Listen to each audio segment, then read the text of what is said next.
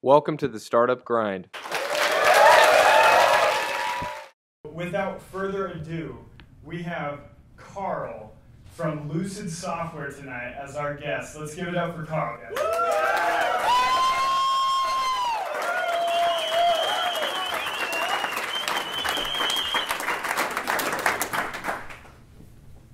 Wow, that's a great reception. Thank you very much.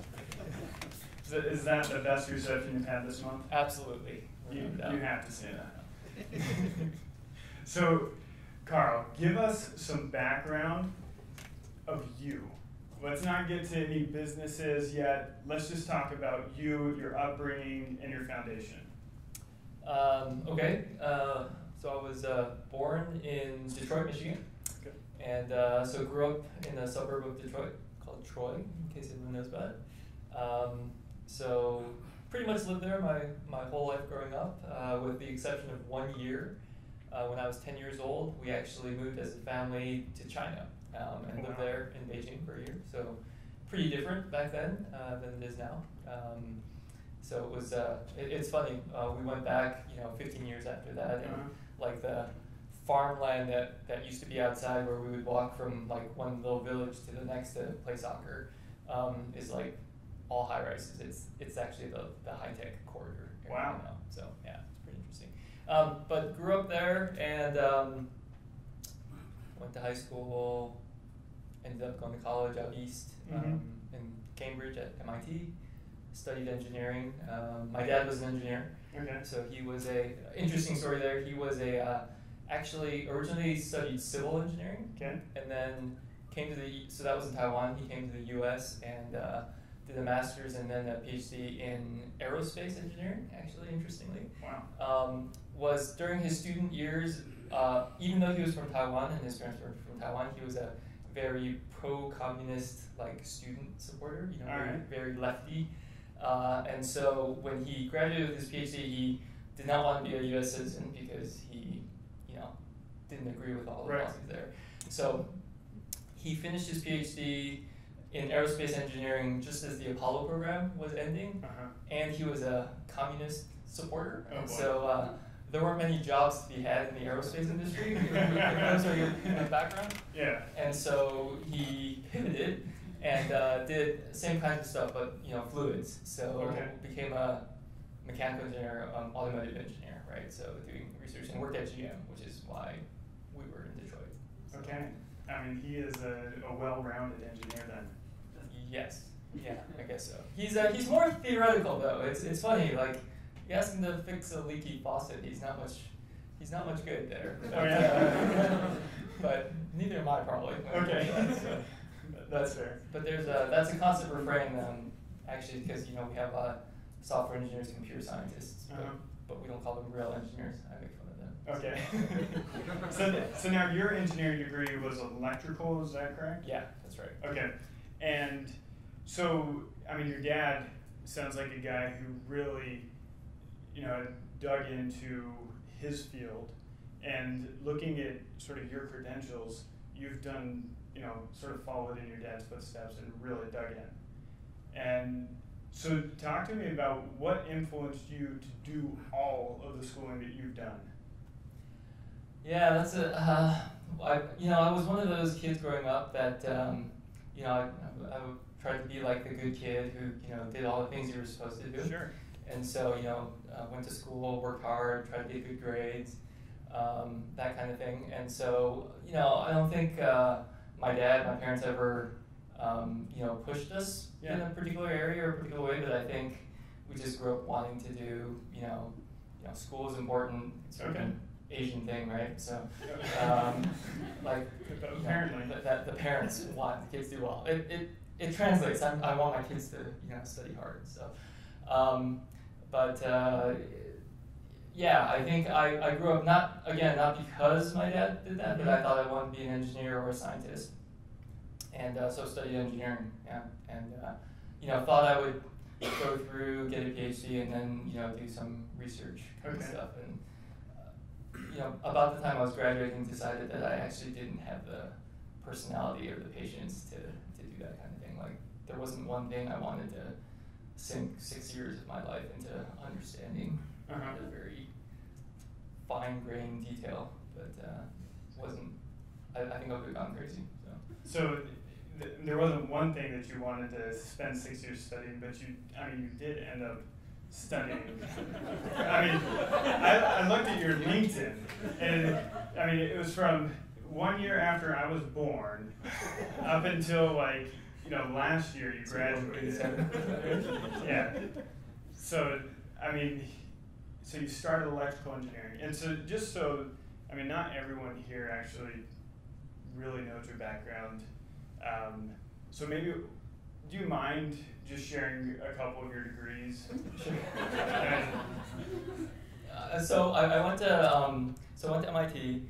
So studied engineering, and so they actually have a program there that is pretty common, where in 5 years you do a bachelor's and a master's. Okay. So what Doug's getting at is I was sort of a professional student for a long time, so we're gonna get there.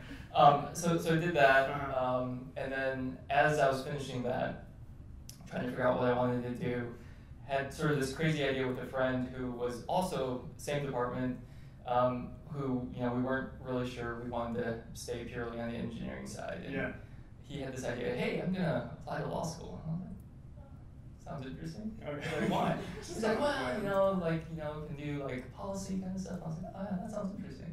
So somewhat on a lark, I decided to do that and ended up getting in at Harvard, which was nice, prestigious school, right place, and I figured why not? And I actually had a scholarship, actually an NSF scholarship fellowship that would pay, obviously not for law school, but for my living expenses while I went through part of law school. So it was sort of a kill a couple of birds with one stone kind of thing, and I didn't know really what I wanted to do.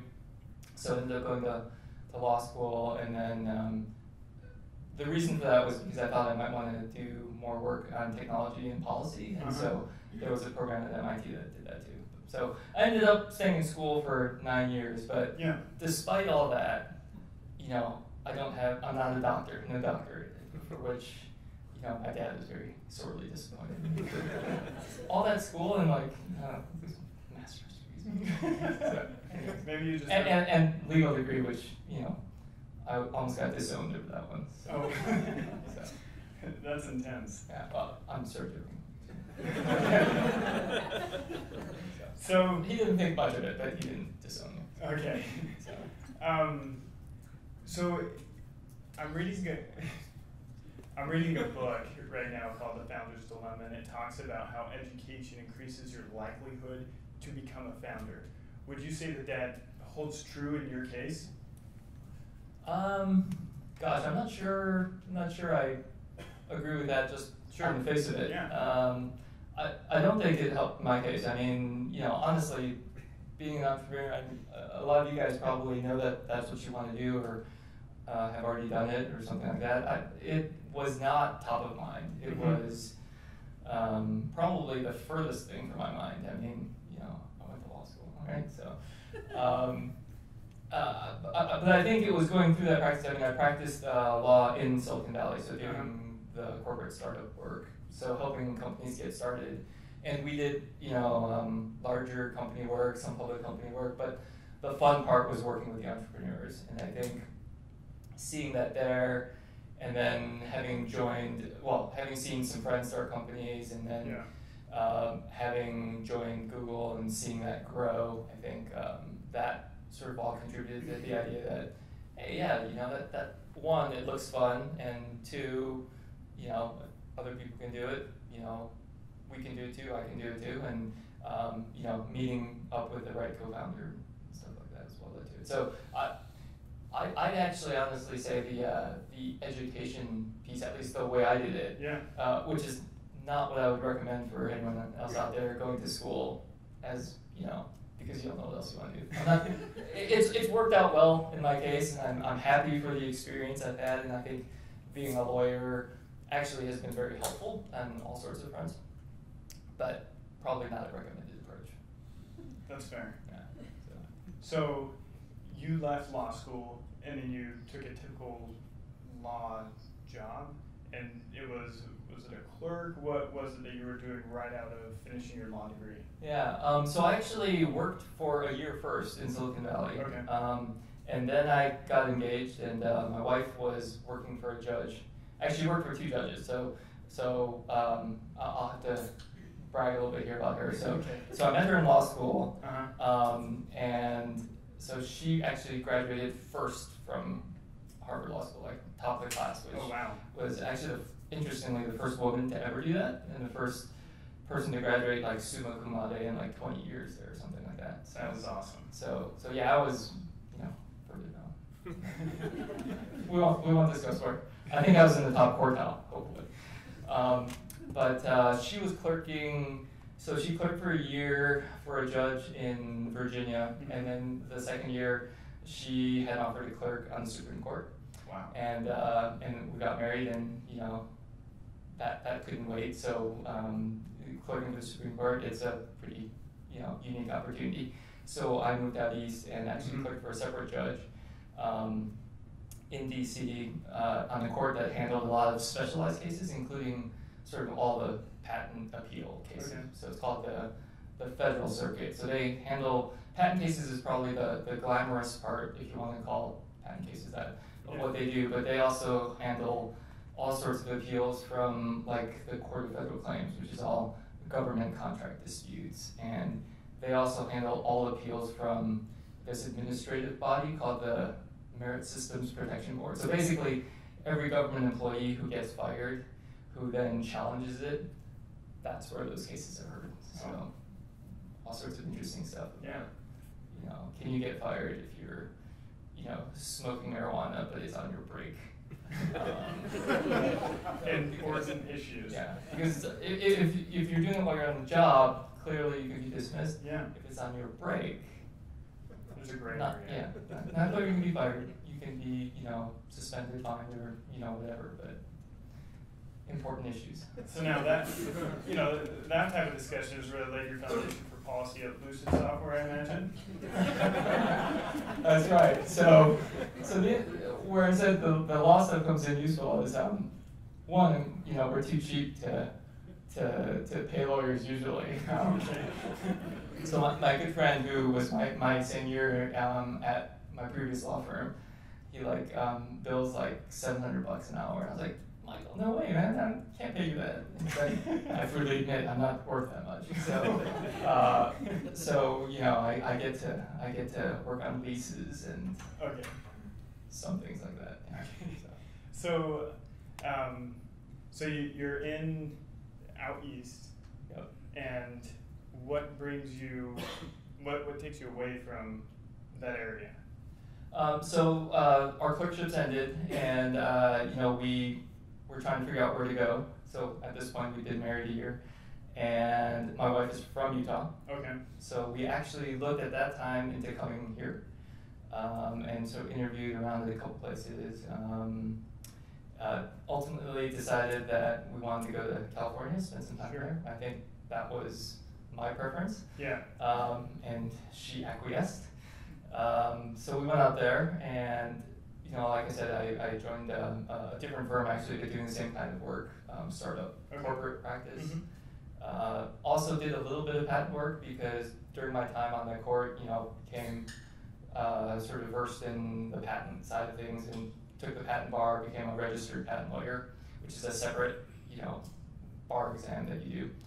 And so that's really what took us out to California, just the idea of, I wanted to, even though at that point I wasn't, still on the technical engineering side, I had a love and real interest in technology, and I think, being out in Silicon Valley was great, just working with lots of interesting companies.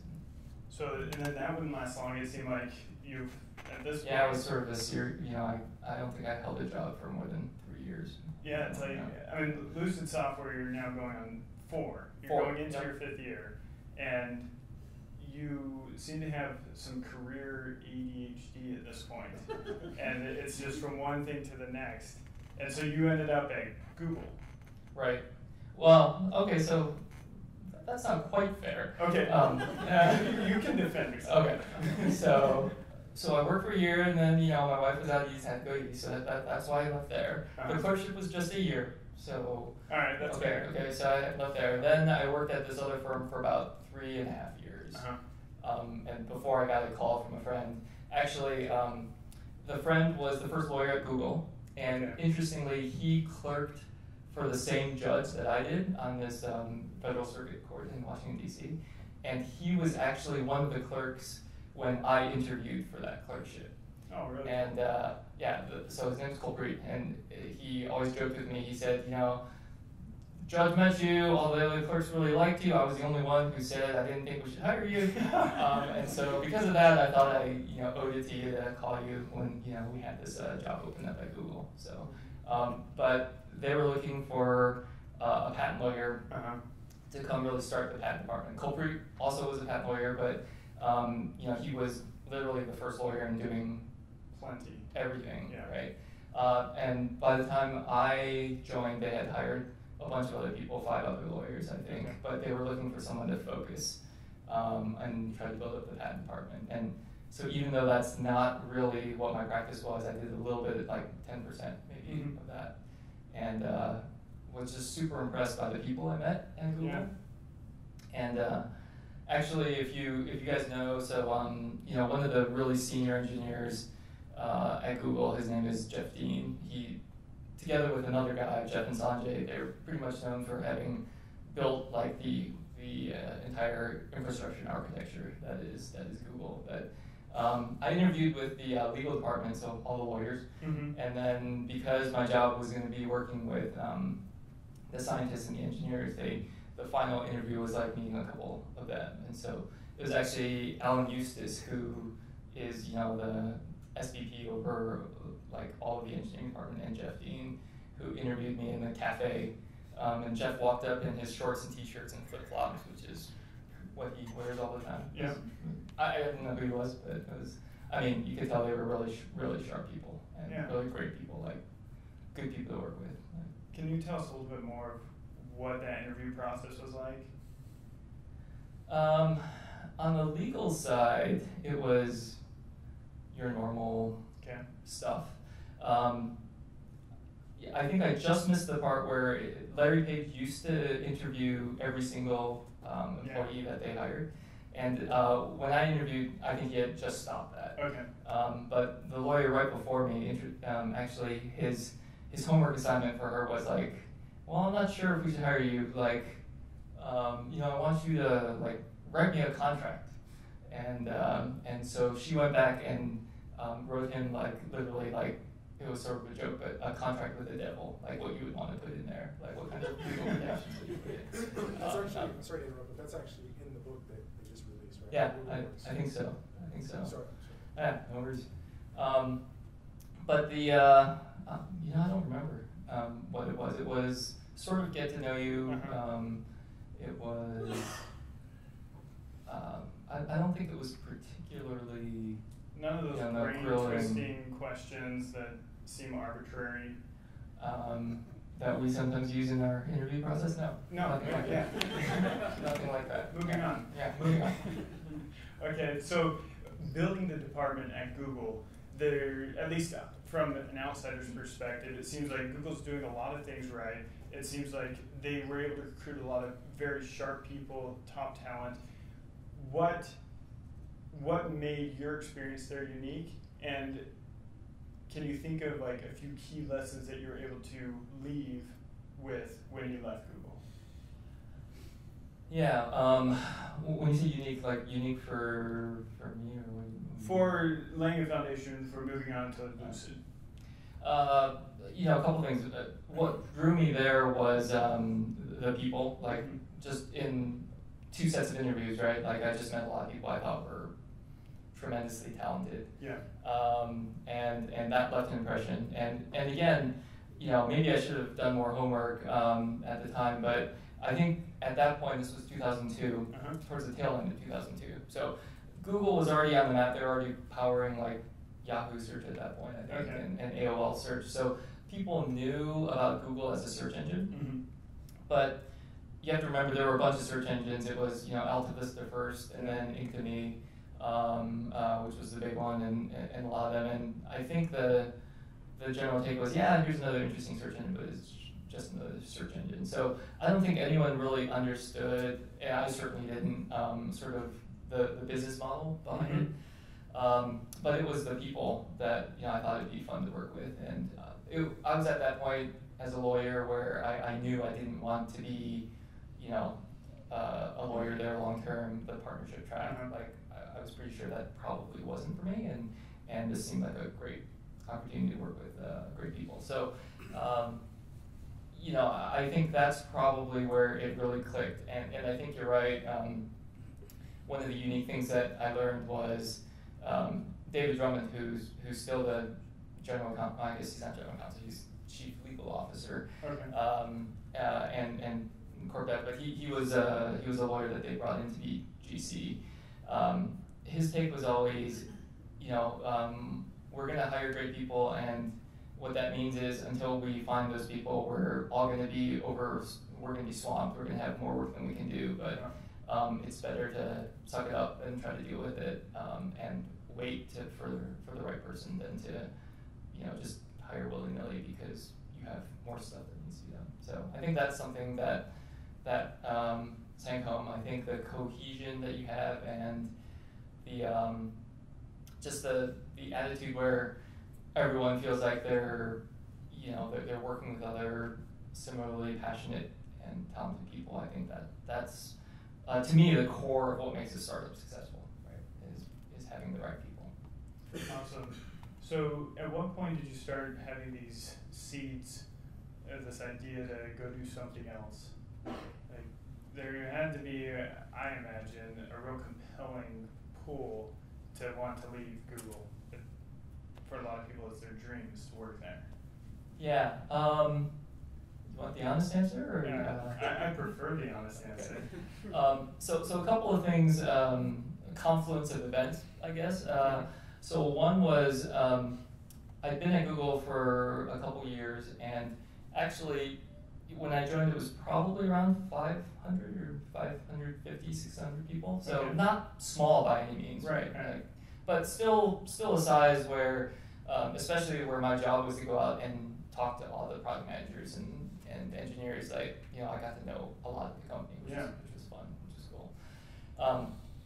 And they were doubling every year, like literally, even though they were 500. So at the end of that year, it was like 600. The next year it was 1,200, and the next year it was 2,500.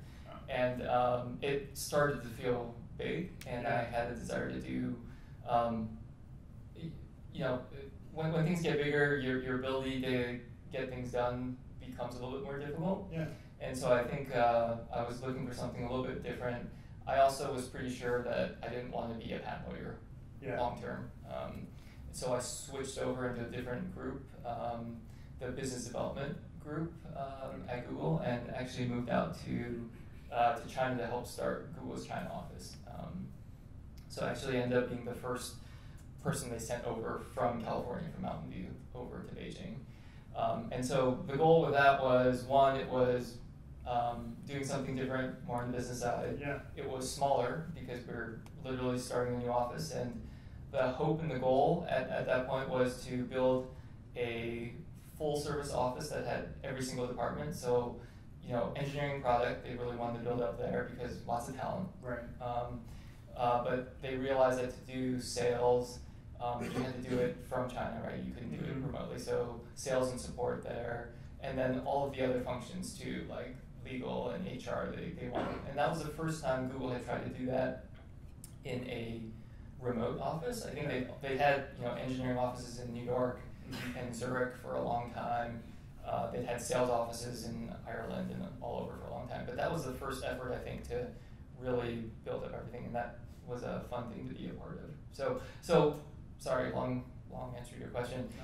Was in China for a couple years, and then and one of the reasons we moved out there was because at that point we had 2 kids, and I wanted them to learn Chinese. So from a personal situation, it was great to move the family out there and get them in school and sort of immersed in that environment. So that was a very fortuitous confluence of several things. And then we stayed for a couple years, and moved back to the U.S. And at that point, my wife took a teaching job. So I met her in law school. She's a law professor. Yeah. So she took a teaching job here. And so we moved here, and then I worked out something with Google where I was working sort of remotely, sort of traveling every other week, and that got a little bit old after a while. And so that was sort of the decision to leave. Okay. So then set up the story for you meeting your co-founder. Maybe you already knew your co-founder by this point, and then how you ended up deciding to do Lucid software. Where was the pain point that you were identifying, and what was that formation like? Sure. So my co-founder is Ben Diltz, and how I met him was actually pretty straightforward. So I left Google, and then at that point we had been living in Utah for over 2 years actually, but I had no idea what was going on here. Okay. In the sort of startup entrepreneurship side, because I was spending all my time either dialed into California or traveling out there, or occasionally traveling to other places. So really thought that, hey, since we're living here, might as well see what's going on. And for those of you who've been around for a while, that environment 5 years ago was so different than I think it is today. There weren't events like this, or the one we had last night. I think there were a couple of groups like doing occasional events, very one-off. Yeah. And I actually met Ben at a speed pitch event where there were entrepreneurs who had an idea, and that literally it was like speed dating. You had I think the potential angel investors would stay at the table, and like the entrepreneurs would like cycle through, and you had like 5 minutes at each table, and then they moved on to the next one. Sounds pretty fun. Yeah, and so I met Ben there, saw Lucid chart, which he had actually already built because he was using it and needed it at a previous startup he was working on. And coming from Google, I'd obviously been using Google Docs, which back in the day sort of sucked. But we were forced to use it internally. It was dog food, your own product. Yeah. And I saw what Ben had built, and I was like, wow, this is so much better. And who built it? Oh, you built it on your own, like on the nights and weekends. That's pretty amazing. So I got involved there as an advisor. Which meant I took Ben out to lunch every now and then. And got to know him a little bit, and just super impressed by the product, by him. And at that point he was, he had gone back to school from this previous startup, but he had released Lucid Chart, and had a few thousand people sign up, start using it. He even put up like a PayPal, like, if you want to pay me some money, and like some people were giving him some money, and he was like, hey, maybe there's something here. So he was talking to a lot of students like at BYU, where he was at, trying to pull something together, and one thing led to another, and I sort of jumped on board. So what are the challenges that you faced after coming on board to Lucid? Well, I think an immediate challenge was facing a decision about what we should do. I think so during that time, Ben was obviously trying to find a little bit of funding, money, right? Yeah. So that's why he was at this event. And the idea there was Ben was in school full-time, working on Lucid Chart part-time, and then working at this other startup part-time. And so the idea was, well, if he could raise some money, then he could back off on one of those, i.e. the other job, and then just focus on school and Lucid Chart. In those discussions, I think there were some angels who were potentially interested, but what they really wanted Ben to do, and by extension me, once I joined up with him, was they're like, you should go sell this product, sell. And I think people here are actually very good at selling, but I think from my perspective, and I think Ben agreed, like, we weren't really happy with the state of the product. It was working. It was, the guts, even to this day are pretty similar, but it needed a lot of improvement. So we decided that if we were able to raise money, the best thing would be to actually try to hire, at least one other person, a software engineer, and really revamp the product and make it a lot better. And that's what we did. So that question about, do you focus on selling first, or do you focus on the product? I sort of drank the Kool-Aid while I was at Google and sort of, bought that, and that was definitely the mentality. I think there's a lot of benefits to that. You can't neglect too much the business, side of things, but priority number one was finding other people to, hiring one engineer to help, and we sort of lucked out there. Hired someone great. It was a third sort of co-founder who had since left, but sort of made a referral, and it was a great hire, and it was, I think, totally fortuitous. I think Daryl knew what he was talking about, but that was, we were lucky that we got that first one right, and then after that, continuing to find people. I suckered people like Dave, who's in the audience, to come on board and pay them peanuts. There you go. and ask him mind-bending questions that are arbitrary. No, I don't think we did any mind-bending questions for him either. You lucked out. So talk to me. Okay, so one thing I'm hearing from you is that wait until the right people walk through the door, and then get them on board.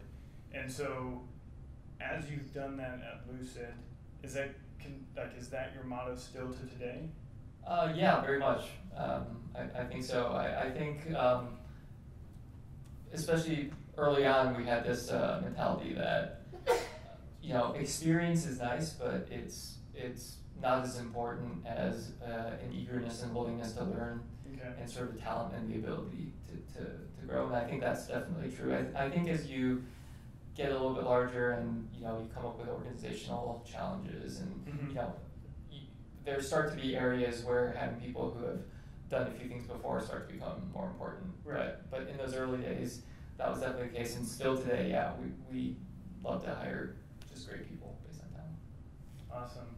Okay, so I'm gonna ask one more question, then I'm gonna see if you guys have any questions. So start thinking in your mind what you'd like to ask Karl or yourselves. So for where you're at now with Lucid software, I mean, you guys, when I create a new business account for Google Docs, you own 2/3 of like the first screen that pops up for like, what apps do I want to add to my drive? So like, what's next for you guys at Lucid?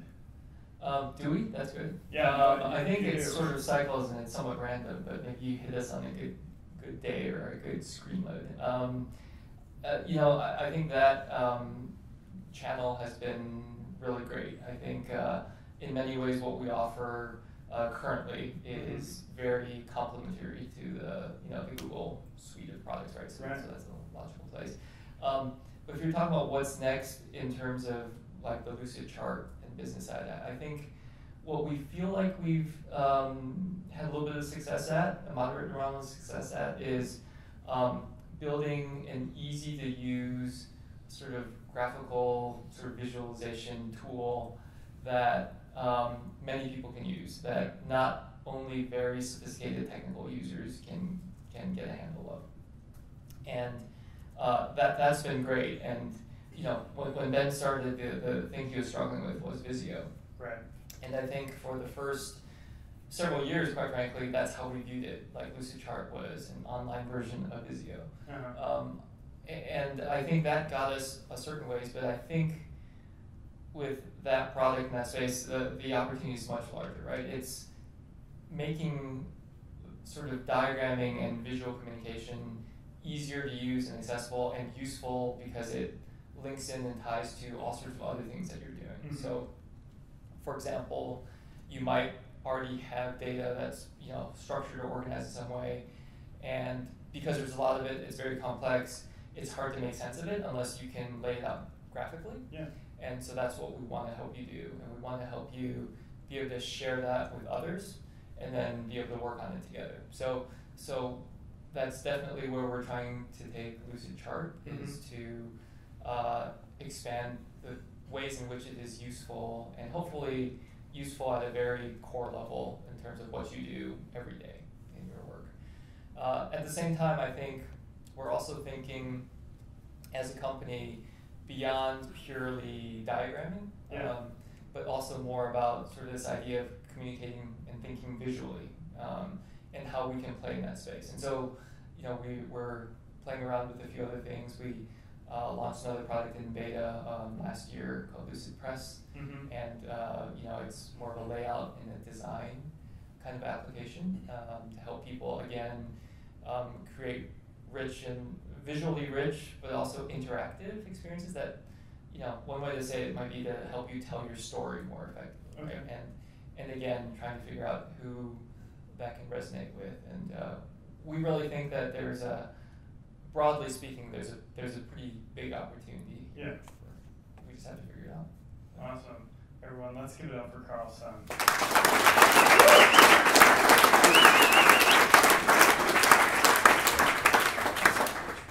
Okay, so I'm going to come bring you guys the mic. Who has a question for Karl? So Karl, you met your partner at a speed dating event, and what did he do or say that compelled you to want to be part of his adventure? It was pretty clearly seeing the product. I think the product spoke volumes. And then that was the initial hook. I think that got me interested in Loud. And then beyond that, it was just, getting to know him and realizing that if I wanted to do something different, like this is the kind of person that would be, great to work with. So at Utah Tech Week, Ryan Smith talked about his 250, getting 250 university accounts. Did or do you guys have kind of a goal like that where it's like, this is what we're focusing on, nothing else matters, get this number of users or whatever the metrics may be?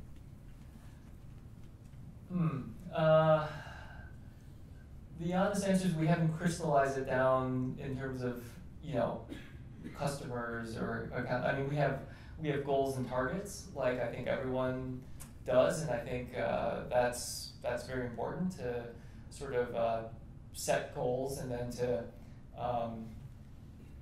make sure that you're measuring yourself in sort of very discrete, measurable ways to see whether you're making progress towards that goal. And so that's actually how we try to run the company, is setting what we call objectives. And so objectives are broad things, and then key results are markers that show whether you're making progress towards that.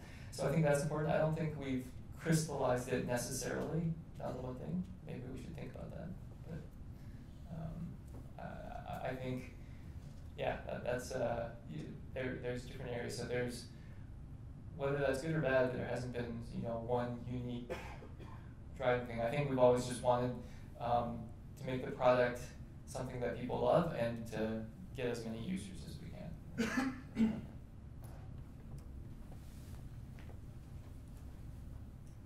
Hi. How do you test your product, and have you had to do like a major pivot based on your learnings? You mean test it with users? Yeah.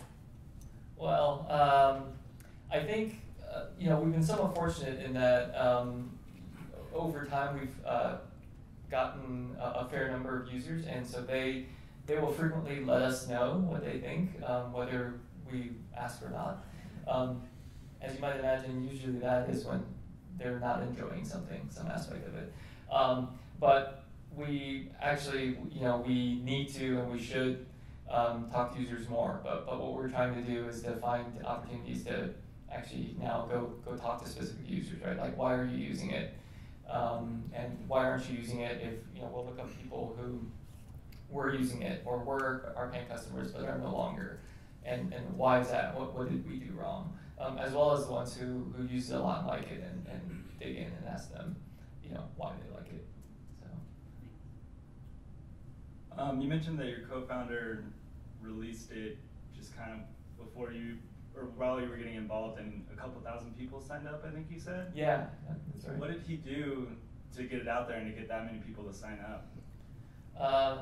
Well, from what he tells me, he sort of put it out there, and then he did, he emailed a bunch of, bloggers who he had sort of done research and sort of covered that kind of space and said, hey, I've have this new product, what do you think? And, got written up in a couple of publications, including Lifehacker, which was probably the biggest one early on. And I think that was mainly what he did. So diagramming and flowcharting is one of the features that is conspicuously absent from Google Docs. To what extent do you view yourself as a competitor to Google Docs, or is the end game to ultimately be absorbed by them? Yeah, I think not a competitor, I don't think. I think, again, we partner very well with them. I think, again, the users who are using Google Docs are almost exactly the kinds of users that would enjoy and find benefit in a product like ours. So it's been great for us to partner with them. As for the second part, being absorbed in, I suppose that's always a possibility, but I don't think we, target that. I think, especially with a company like Google, they've got so many things they're working on. I think if you build your company trying to make that your exit, that's you're more likely than not going to be disappointed. So I think we're trying to build a company with real customers, a real business, real revenue, and we'll see where that takes us. So. I have kind of a more general question. So sorry. What, as a businessman or an entrepreneur, what sort of vision or ideal drives you as you go about that, and how did that evolve?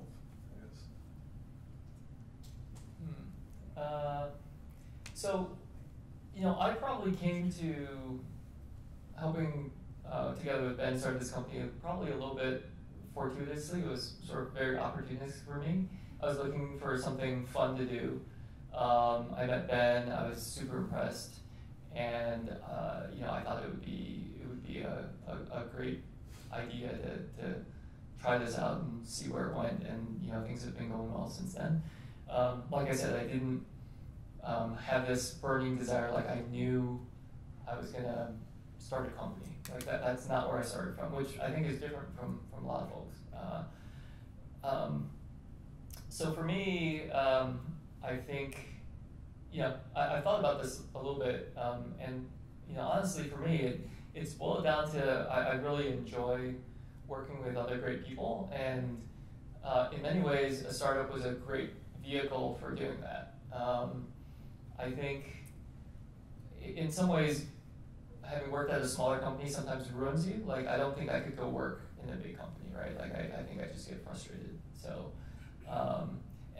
and so I think it's really about, enjoying what you do. And for me, that includes working with other ambitious, energetic, motivated, passionate people who want to do something meaningful. So. Maybe time for one more question, or you two. Hi. Hey, did you have to raise any funding since you got together with Ben? Yeah, we raised a little bit. And so interestingly, Ben's first ever paying customer, this guy out in Australia, also became one of our first investors. He put $50,000 into the company. Great guy. And so early on, we raised a small bridge round, just to, like I said, let Ben quit his part-time job and hire one other guy. We built out the product, sort of relaunched it, or launched it formally, I guess I would say. And then we raised the seed round. So that was back about 4 years ago, three and a half years ago. And that was a modest round of like about $1 million. And then just this past spring, we decided to raise a larger A round. And so that was like a $5 million round. So yeah, we've basically 2 rounds of fundraising is what we've done. So lawyers tend to be pretty risk averse, and entrepreneurs tend to be risk takers. Where do you see yourself on that spectrum, and what aspects of either side of it have helped you, or have you had to overcome to become an entrepreneur? Yeah, that's a great question. I guess I'd say I was probably not a real good lawyer in that sense, because you probably know exactly what I'm talking about, where there are those lawyers who are great lawyers and they will identify every single contingency of what might go wrong and want to address that and plan for that. And then there is more the West Coast, so that's the East Coast style, right? And then there's the West Coast style, which is much more the 80-20 rule, which is like, yes, that's a potential issue. The likelihood of that coming into play is relatively remote. I'm not going to not advise my client of that, but like, I'm just going to tell you, here it is, and 98 times out of 100, someone will say, yeah, I'm not really worried about that risk, so let's just move forward and let's spend $10,000 on this deal rather than $50,000 on this deal. So I was definitely more the latter approach, and so from that perspective, I think personality-wise, maybe it's a little bit of impatience, but I think in many ways I'm more risk-seeking than risk-averse. And sorry, I forgot, was there a second part to that? How is how has that helped you or hurt you of becoming an entrepreneur? Well, I think it's helped, because I think I think there are all sorts of things that can go wrong when you are an entrepreneur, and there are a lot of them that will go wrong. And so if you're too risk averse, I think you won't do it. But at the same time, I think it's helpful to have sometimes someone, find a co-founder who sees things a little bit differently, because then you can sort of challenge each other on those assumptions about what's the right move. Awesome, everyone. Let's give it up one last time.